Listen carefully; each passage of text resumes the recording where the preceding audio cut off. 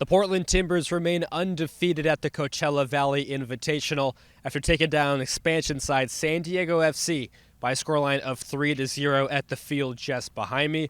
The Timbers register their second consecutive clean sheet. Some defenders I want to key in on. I thought Zach McGraw played well again in the middle of a back three.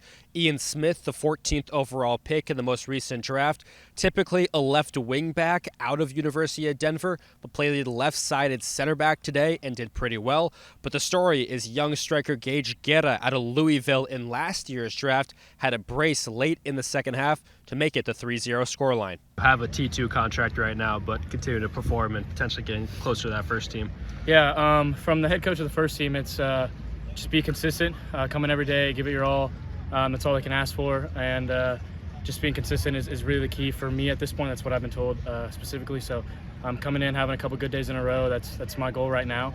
Back home, the T2 head coach, his message is just stay humble, go out there and do your best, but stay humble. Know that you haven't made it yet. You got a lot to prove.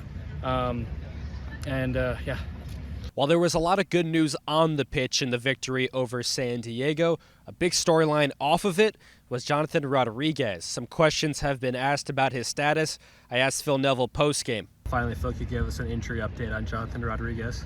Yeah, well, at this moment in time, he's probably trained 2 or 3 days, maybe 4 days in the whole of the preseason. So we're a little bit frustrated, and so is Jonna.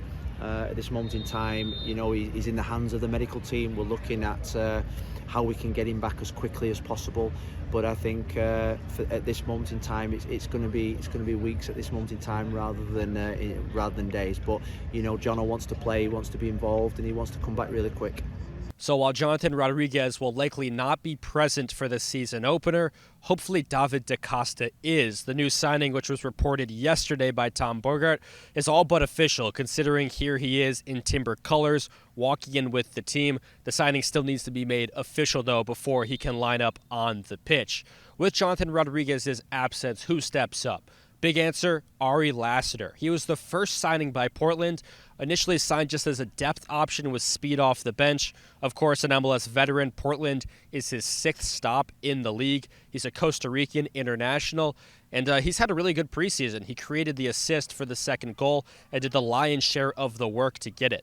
How have you been able to find ways of success? It seems like you're finding a lot of pockets of space on the left. Yeah, just trying to be patient in the moments and trying to find times to run in behind, use my speed, come back and connect with the team whenever I can to help keep possession. But once in the final third, I just try to do my thing. I'll be leaving Coachella tonight. Thanks for listening to me on each of the last 2 Timbers games down here. Portland still has 1 match left on Saturday at 10 a.m. against Charlotte. We'll face many familiar faces. Eric Williamson, Bill Tuiloma, David Bingham, and former interim head coach Miles Joseph is the associate head coach there.